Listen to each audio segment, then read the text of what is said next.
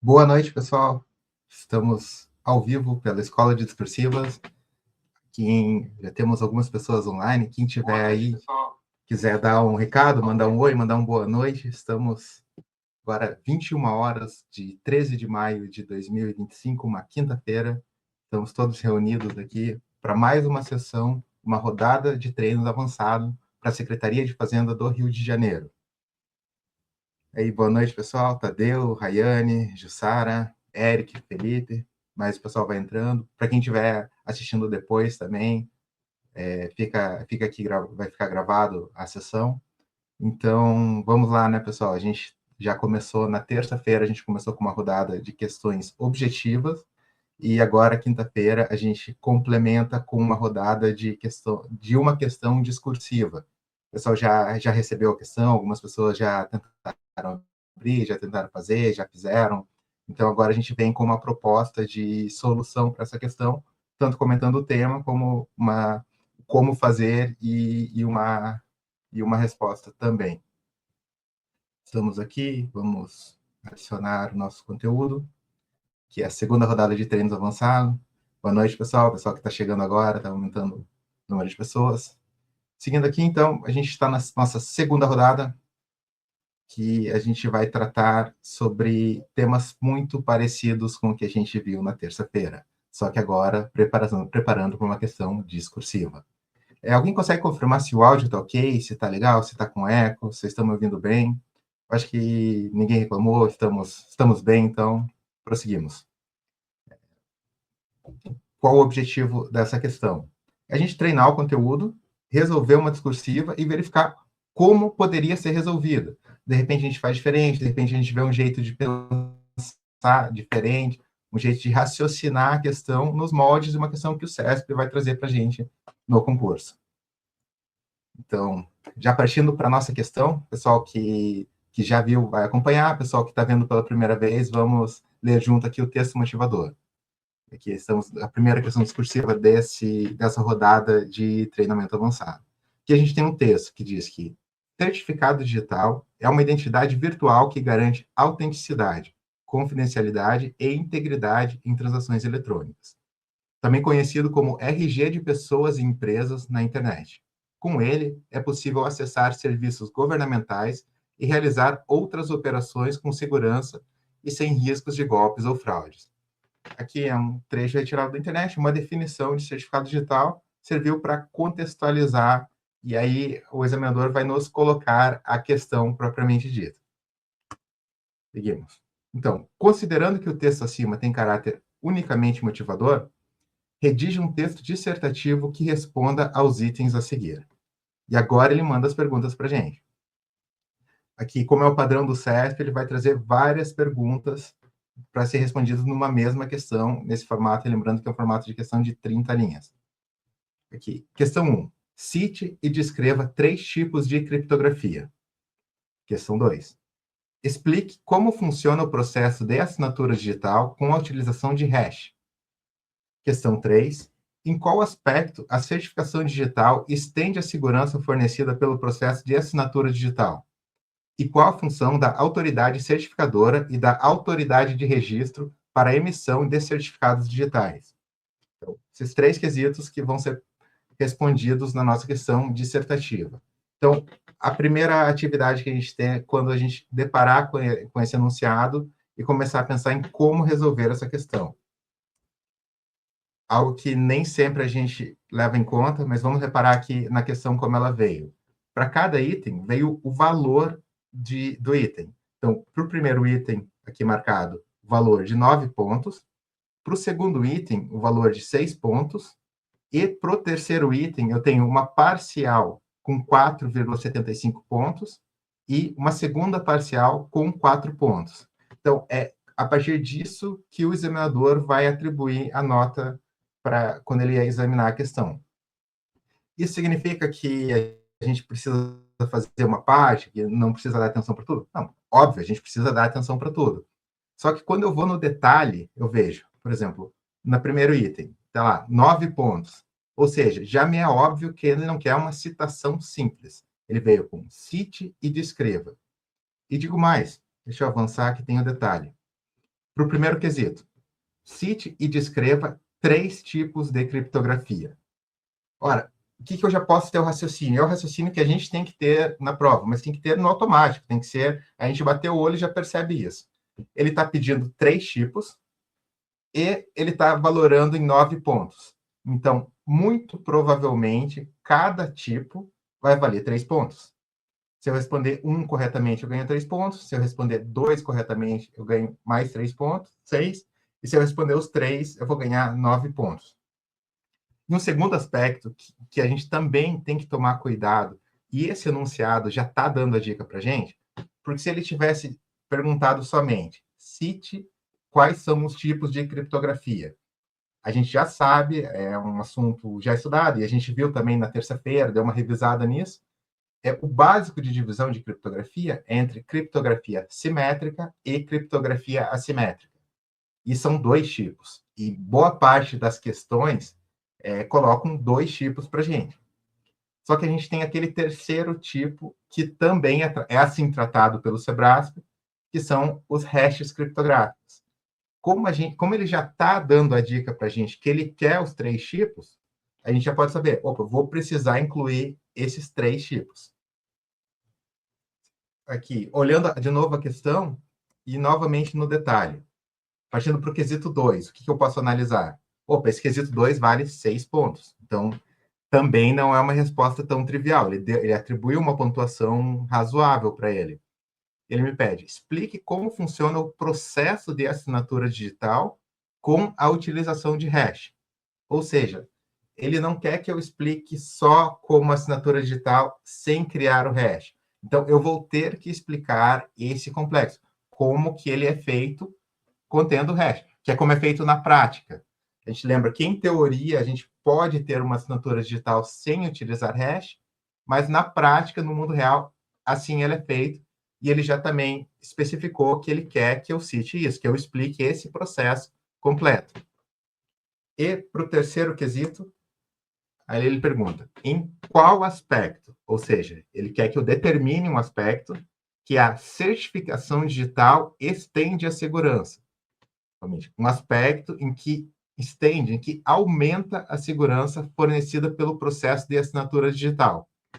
Também, para ficar claro, a gente já falou sobre assinatura digital na questão, mas agora ele começa a tratar sobre o certificado digital e ele quer que eu explique. Se eu usar certificado digital, o que ele estende, o que ele aumenta a segurança. Essa é a primeira parte desse quesito. E a segunda parte, ele quer que eu diga qual é a função da autoridade certificadora e da autoridade de registro para emissão de certificados digitais. Então, esses 2 membros, esses 2 participantes do processo, o que um faz e o que o outro faz. Bastante objetiva a questão, vários itens pedidos, uma questão tranquila, mas que ele exige que a gente não deixe de citar tudo que ele pede. E esse é um clássico exemplo de questão que trouxe um texto motivador como uma ilustração. Ele está aqui, ele nos contextualiza, mas um erro que às vezes acontece é o pessoal começar a escrever direto sobre certificado digital. Não é o caso. Ele vai pedir sobre isso, mas antes ele quer trazer outros itens que fazem parte do processo. A criptografia faz parte do processo de gerar certificação digital. Essa questão é um assunto composto por vários pequenos assuntos, que são vários itens do nosso edital da Cefaz Rio de Janeiro. E, usualmente, o Sebrasp faz assim, ele tenta cobrar vários conteúdos, vários entendimentos dentro de uma mesma questão discursiva. Já que a gente só vai ter uma questão discursiva no concurso para a área de TI, é muito provável que ele tente cobrar vários temas. Esses são bastante correlatos, pode ser que na questão cobre temas que não são tão relacionados, que ele ou busque uma relação entre eles, ou faça perguntas independentes. De qualquer maneira, a gente tem que estar preparado para isso, e é o nosso trabalho aqui, o nosso objetivo. Seguimos, a gente deu uma breve analisada sobre os detalhes do quesito, e agora o que a gente já aprendeu? A gente vai ter 2 horas para fazer 2 questões discursivas no concurso. Então, é óbvio, a gente não vai ter tempo de fazer um rascunho completo, de escrever o texto e depois passar a limpo. A gente tem que fazer uma preparação rápida para nos guiar daquilo que a gente vai escrever, e na sequência a gente vai escrevendo direto no texto definitivo. Assim, é a única maneira de dar tempo de fazer a prova. Então, é um desafio e é para isso que a gente treina, para estar bem preparado para esse desafio. Então, relembrando os nossos temas. Na hora da prova, a gente faz um rabisco no papel e faz esse rascunho esquematizado. O que esse rascunho precisa conter? Vai precisar conter os temas que a gente vai ver agora. Para o primeiro quesito, que ele pedia, para citar os 3 tipos de criptografia. Lembrando, como são 3 tipos: simétrica, assimétrica e hash. A gente vai ter que relembrar o que é uma criptografia simétrica. Num resumo extremamente rápido, é aquela que dá um dado original e para o dado criptográfico, ele é criptografado com a mesma chave e decriptografado com a mesma chave. Esse é o conceito fundamental da criptografia simétrica, a mesma chave para criptografar e decriptografar. Seguindo, a criptografia assimétrica, que é o segundo tipo de criptografia que vamos ter que citar. A diferença fundamental é que é uma chave para criptografia e outra para decriptografia. Uma dessas chaves nós chamamos de chave privada, que é que só o emissor tem acesso, e a outra é a chave pública, que ela é pública, que qualquer pessoa pode saber qual é a chave pública daquela pessoa. Mas é óbvio, através daquela chave pública não se consegue chegar à chave privada do emissor. Então, por isso que mantém a chave privada.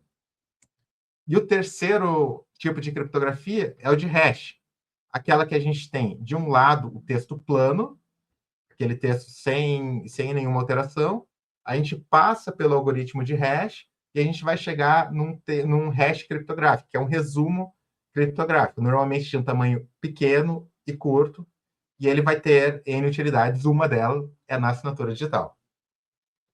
Seguindo, a gente tem aqui toda a questão para a gente relembrar. Vale a pena, enquanto a gente está fazendo esse resumo, olhar para todos os itens, para a gente não se perder, não correr o risco de esquecer aquilo que está sendo pedido. O quesito 2, ele nos pedia para explicar o processo de assinatura digital com a utilização de hash. Ou seja, a gente já explicou como funciona a criptografia e já explicou, inclusive, tanto a simétrica, a assimétrica e o hash. Agora, o que a gente vai ter que fazer? Vai ter que dizer como se assina um documento digitalmente. Aqui, numa versão bem simplória da assinatura digital, eu estou emitindo uma mensagem, eu vou utilizar minha chave privada, e aí qualquer pessoa com a chave pública pode confirmar que foi eu que emiti aquela mensagem, porque só quem tem aquela chave privada é capaz de emitir aquela mensagem.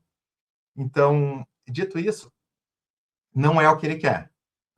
Ele quer o esquema de assinatura digital com chave, com o uso de hash. Então, a gente vai ter um esquema um pouquinho mais complexo, que antes de criptografar com a chave privada, ele vai utilizar uma função hash, que é uma função para gerar um resumo criptográfico, lembrando, somente com aquela mensagem em texto plano que eu consigo chegar naquele hash criptográfico. Através do hash, não consigo voltar na mensagem original, mas sempre que eu submeter a mesma mensagem original ao mesmo algoritmo de hash, eu vou chegar no mesmo hash, no mesmo resumo criptográfico.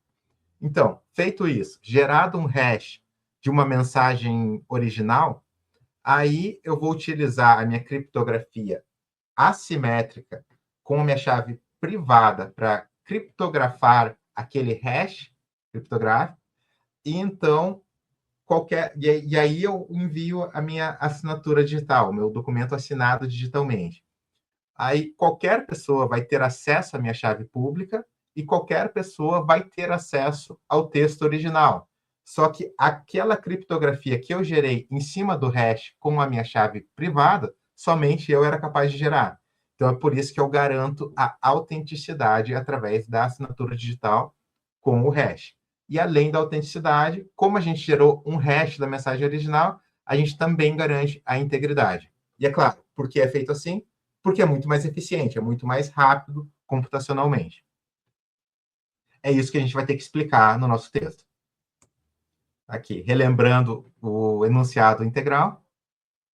Na sequência, a gente parte para o quesito 3, que ele nos fala em qual aspecto a certificação digital estende a segurança fornecida pelo processo de assinatura digital. Essa parte tendo um valor de 4,75 pontos, quase 5 pontos. E na sequência, e qual a função da autoridade certificadora e da autoridade de registro para a emissão de certificados digitais também. Então, por que o Sebrasp coloca os itens assim? Porque se eu responder, se eu explicar o que a certificação digital aumenta em questão de segurança em relação à assinatura digital pura, ele já me dá um pouco de pontos. E aí, se eu, além disso, explicar a questão de o que faz a autoridade certificadora e a autoridade de registro, aí tem mais uma pontuação para isso. O examinador poderia tranquilamente ter colocado todo esse quesito como 8,75 pontos, mas ele já nos dá, já nos especifica exatamente de onde ele vai estabelecer pontuação para nos valorar no nosso texto. Então, feito isso, a gente tem um breve esquema que também, de maneira muito rápida, a gente coloca no papel para nos guiar, para posteriormente escrever o texto, o que a gente vai ter que dizer no nosso texto. Que esses dois papéis, autoridade certificadora e autoridade de registro. A autoridade de registro é aquela entidade em que eu vou presencialmente, levo meus documentos, coloco minha biometria, se eles pedirem, que eu vou e me identifico. Essa é a autoridade de registro. E a autoridade certificadora, ela é quem emite efetivamente o certificado. Então, ela que está dentro da cadeia de certificação digital, que está dentro da cadeia de confiança.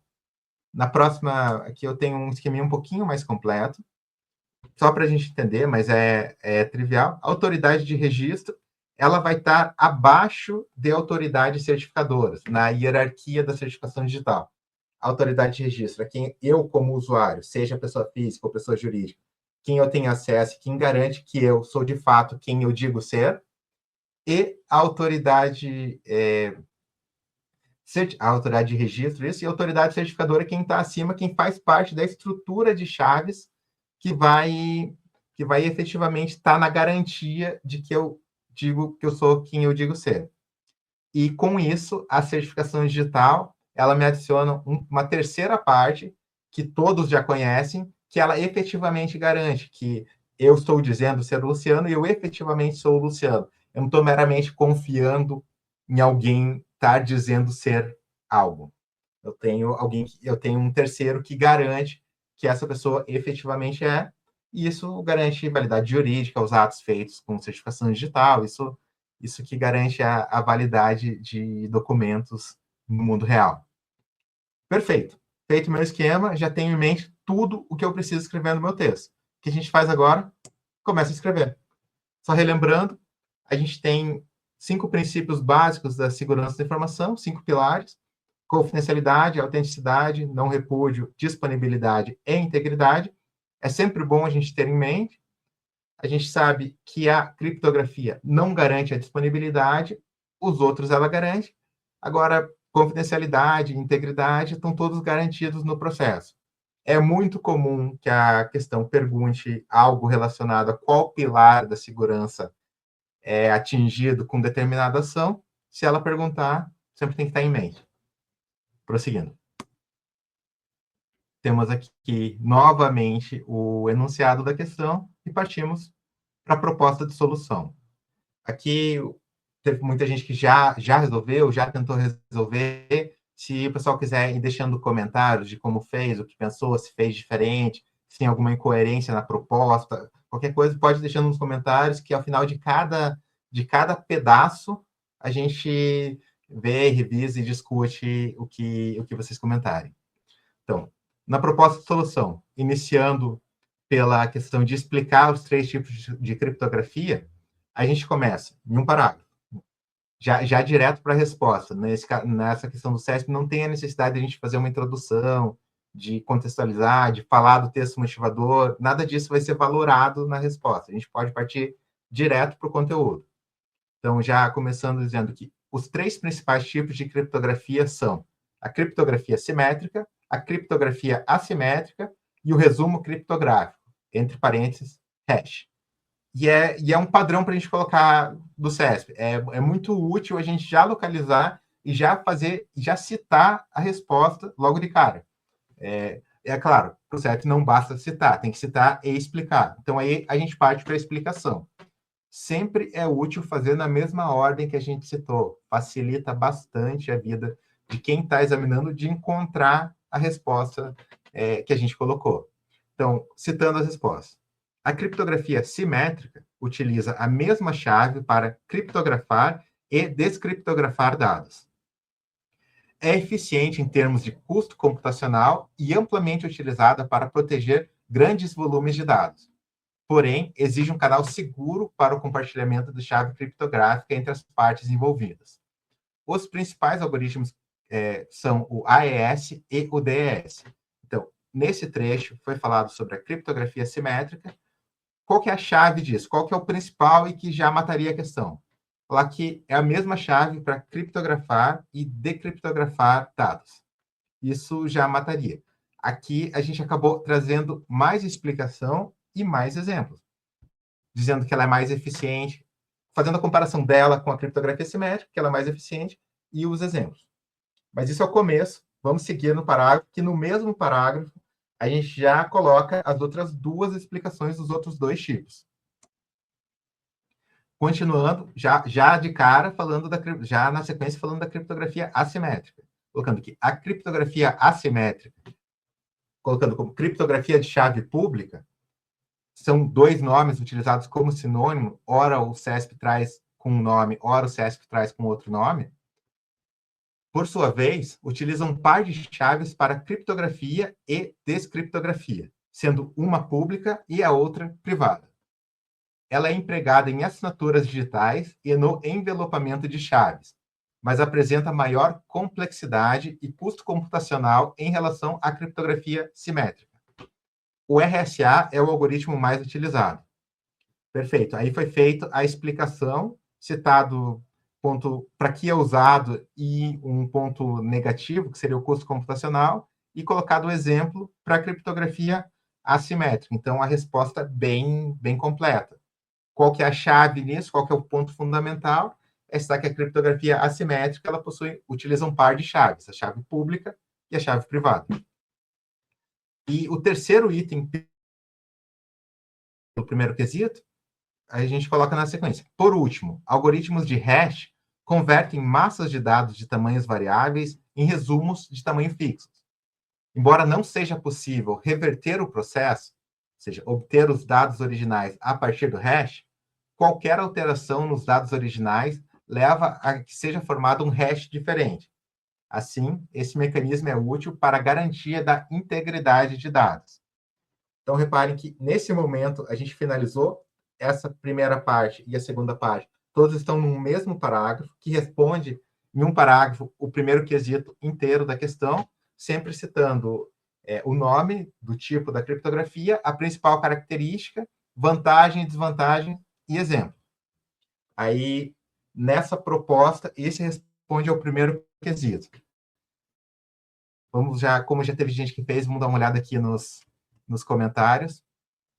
A gente tem aqui a Carolina colocou aqui. A proposta dessa prova é medir unicamente o conhecimento. Né? Não adianta tanto texto, tipo enchendo a folha. Pode ir direto ao ponto? Exatamente. Essa questão, as questões do Sebrasp para as nossas provas são objetivas. Eu preciso responder aos quesitos. Não adianta fazer um texto literário, eu florear. É óbvio, eu preciso usar a boa língua portuguesa. Eu preciso escrever em linguagem culta, compreensível, com bons conectivos, mas não é esse o foco da questão. Isso é cobrado também, mas o que o examinador vai buscar é a resposta às perguntas, que tem que estar num texto coerente. Aqui, aí tem os comentários, o Mauro comentou que é difícil escrever, e de fato, assim, é um grande desafio, né? Em parte é por isso que a gente está fazendo essas sessões, para além do treinamento, tanto nas questões objetivas que a gente faz na terça e nas discursivas que a gente faz na quinta, para também ir agregando conhecimento em temas que são pertinentes e são importantes para a nossa prova. Um tema como esse perfeitamente pode ser a discursiva do concurso, e também são temas muito possíveis de estar entre as 50 questões de TI objetivas que estão na prova. A Sabrina comentou, já respondemos.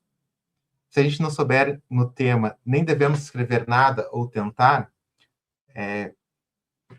aí depende, Carolina. A gente vai... É melhor escrever do que não escrever. Claro, se a gente... Não adianta só fazer uma viagem, a gente precisa escrever algo preciso, escrever algo que responda o quesito. Então, mas o fato é que se a gente não escrever, a gente não vai ganhar a pontuação. Então, sem dúvidas, é melhor escrever e tentar acertar a resposta do quesito do que não escrever. Aí, enfim, vamos seguir aqui com a continuação do texto, e daqui a pouquinho a gente volta para os comentários. Partindo agora para o segundo quesito. Para relembrar, a gente tem aqui que ela pedia para explicar o processo de assinatura digital e a utilização de hash. Ou seja, agora que a gente começa a falar de assinatura digital. Até então, a gente estava exclusivamente nos 3 tipos de criptografia. Seguindo para a proposta, aqui, um parágrafo, resposta simples, resposta direta. A geração de assinatura digital para uma mensagem original ocorre em 2 etapas.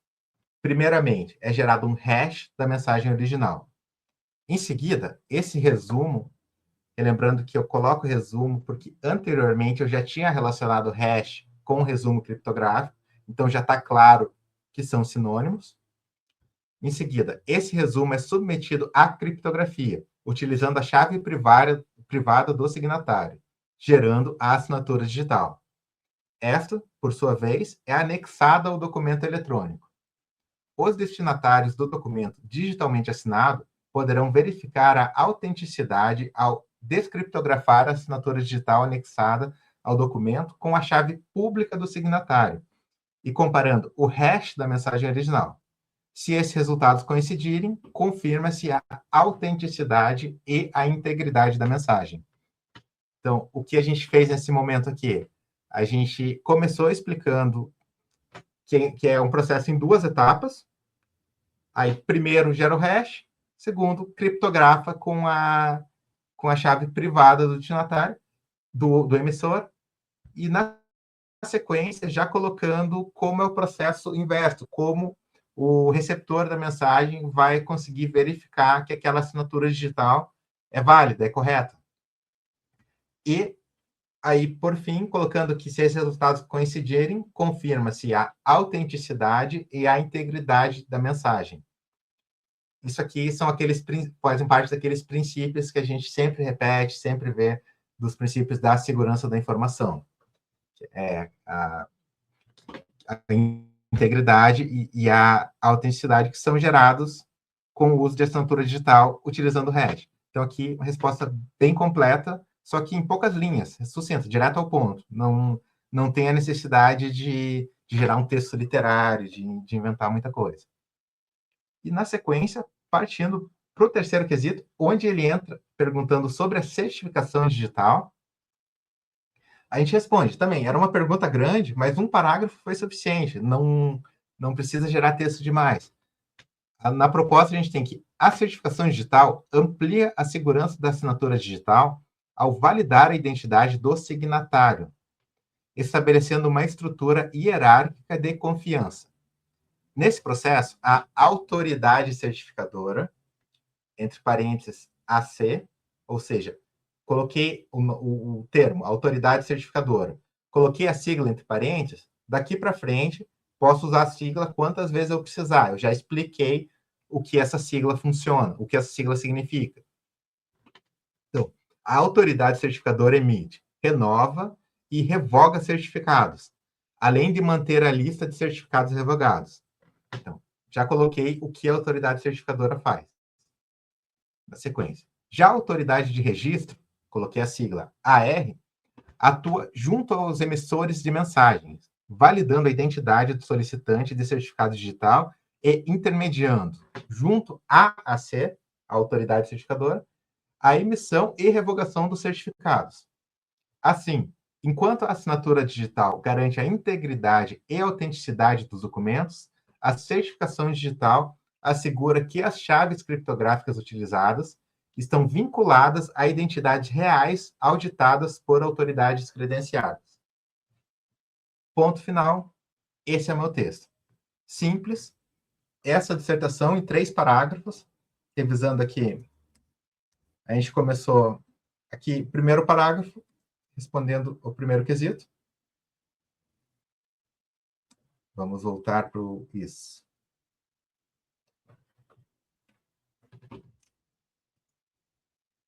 Aqui é a proposta. Primeiro parágrafo respondeu o primeiro quesito. Só dividimos em 2 slides para caber o texto. Segundo parágrafo, respondendo o segundo quesito. E o terceiro parágrafo respondendo o terceiro.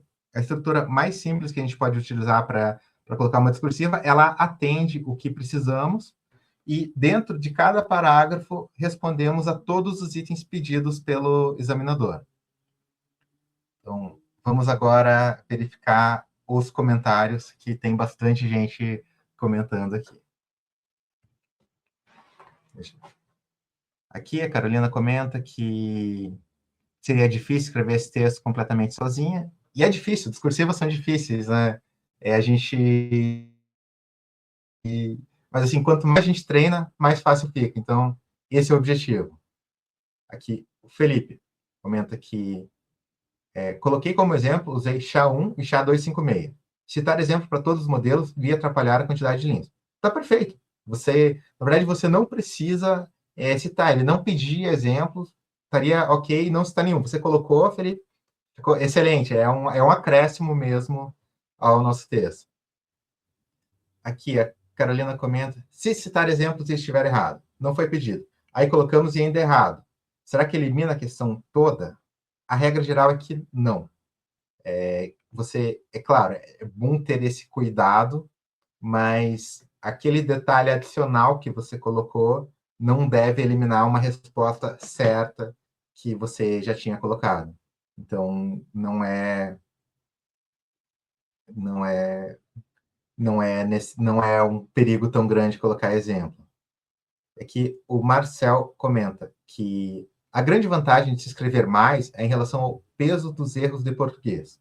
Quanto mais escrever, maior será a nota, claro que desde que respondamos a todos os quesitos pedidos. Exatamente, Marcel. A verdade é que isso é algo que eu normalmente comento também ao revisar as discursivas. Quanto mais a gente escreve, quanto mais linhas escritas, menor o peso de cada erro de microestrutura. Então, sempre escrever mais vai ser melhor. E tem outra questão que também é evidente, que se o Sebrasp elaborou uma questão para a gente utilizar 30 linhas, é muito difícil que a gente consiga responder tudo em 15. Provavelmente está faltando alguma coisa. Então, o mesmo aspecto que a gente viu lá no começo, quando a gente olhou para a pontuação de cada quesito. Se um quesito tem uma pontuação grande, provavelmente é porque a resposta que o examinador pede também é complexa, também é cheia. Então, é uma questão de... A gente não tem... Ele não colocou linhas à toa, ele precisa que a gente escreva. E além da questão dos erros de microestrutura, quanto mais a gente escreve, se a gente tem espaço sobrando, se a gente coloca mais exemplos, explica melhor, pode ser que aquilo que a gente imaginou que seria a resposta do quesito não seja exatamente, mas com o complemento que a gente colocou, pode ser que a gente acabe acertando, pode ser que deixe mais completo e que aí passa a suprir aquilo que foi pedido. Lembrando que a gente não sabe, fazer a discursiva é exatamente um jogo de tentar adivinhar o que o examinador está querendo que a gente escreva, o que está sendo cobrado. Então, como a gente não tem essa certeza, podendo, a gente deve escrever, deve complementar mais as respostas. Está aqui a Silvana, que acrescentou aqui. A live de terça ajudou demais na resolução da discursiva. Agora, na hora da prova, a coisa fica mais puxada. É verdade, é verdade. A gente não tem a noção do que vai ter no concurso, mas uma coisa é verdade: quanto mais a gente estudar, maior a chance da gente conhecer ou dominar aquele assunto.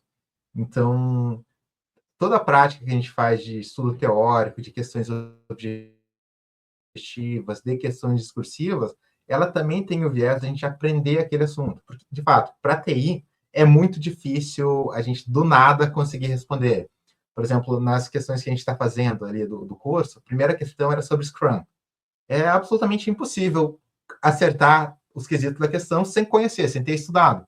Agora, se a gente estuda bastante, em algum momento a gente vai se deparar com o Scrum.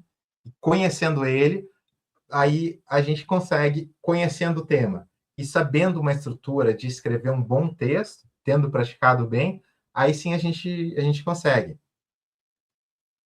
Que o Wagner comenta que, caso esses exemplos colocados não estejam no espelho de correção da banca, ainda que estejam certos, não se pontua, né? Não, de fato, se ele não está no espelho, não se pontua. Mas pode, dependendo da questão, dependendo do pedido, colocar exemplos pode ser útil para você demonstrar a resposta da questão. Lembrando que a gente não sabia o que estava no espelho, mas você adicionando, de qualquer maneira, está adicionando conteúdo. E sempre adicionar conteúdo pertinente é útil, é bom. Vai ajudar, não vai atrapalhar. Então, aqui não temos mais comentários, mas fechamos aqui a proposta para o dia de hoje.